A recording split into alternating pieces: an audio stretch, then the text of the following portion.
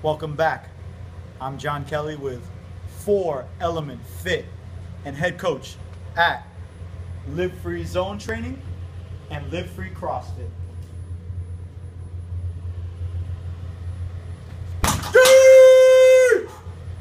And today I wanted to talk about conditioning.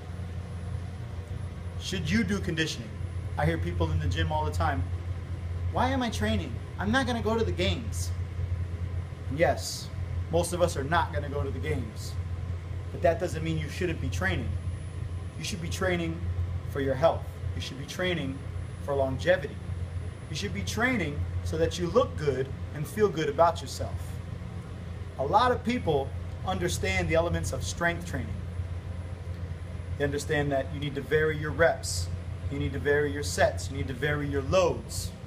But when you apply that to conditioning, it seems to be that everybody does 1 or 2 things pretty well, but they don't vary their training enough. You'll see some people run long distances. You'll see some people do high intensity intervals. But there's various elements to conditioning that everybody needs to consider when doing programming. So we're going to go over some of those elements today. Why do you need conditioning? The first one would be reduced inflammation. High levels of conditioning promote good function of the vagus nerve.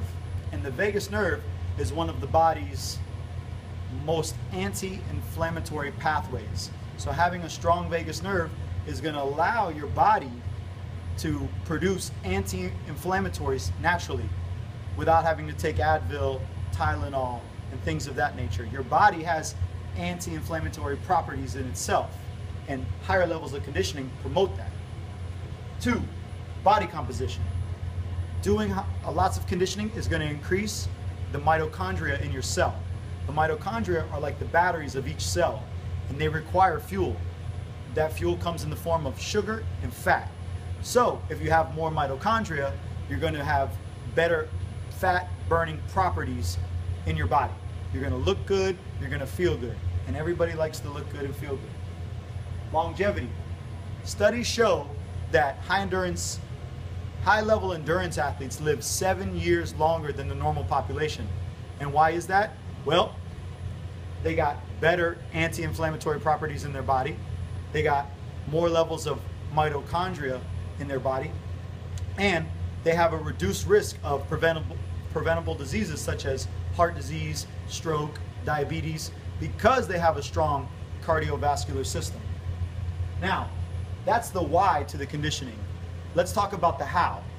How do you increase your conditioning? Well, you don't just go out and run, because that will work in the beginning, but eventually you'll plateau like any other training.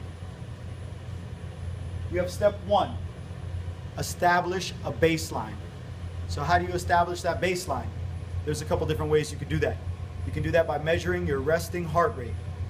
You could also do that by measuring how fast your heart rate decreases after a certain amount of time under load. If your heart rate decreases more, you're in better shape. If you have a better resting a lower resting heart rate, you're in better cardiovascular shape.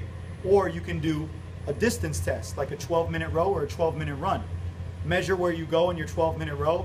Most people end up around 2,800 to 3,000 meters, and then see how you improve after 4 weeks of training with specific protocol to improve conditioning. Measure your heart rate, see how that improves. Measure your recovery heart rate, see how that improves. Once you have a baseline, you can begin to see if your program is working or if you're spinning your wheels like a hamster.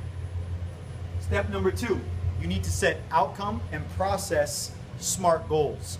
Okay? SMART, specific, measurable, attainable, realistic, and timely. So you need to set a SMART outcome goal. What's a SMART outcome goal? Well, for somebody that's deconditioned, that could be running a 5K, finishing a 5K. So that would be the outcome that they're looking for. Well, a higher level athlete, that could be getting a 2:05 Fran time. How do you do these things? How do you improve your conditioning so that you can reach your outcome-based goals? Then you need process-based goals. I'm gonna run 3 times a week. I'm gonna eat high healthy fats, moderate protein, low carbohydrates. I'm gonna cut out all the sugar. I'm not gonna drink alcohol. That's the process. I'm gonna get 8 hours of sleep every night. I'm not gonna go out and party. Those are processes on how you reach your SMART goals, okay? And finally, you need to use specific heart rate zone training. That's what we do here. We have a specific part of our gym dedicated to heart rate based zone training.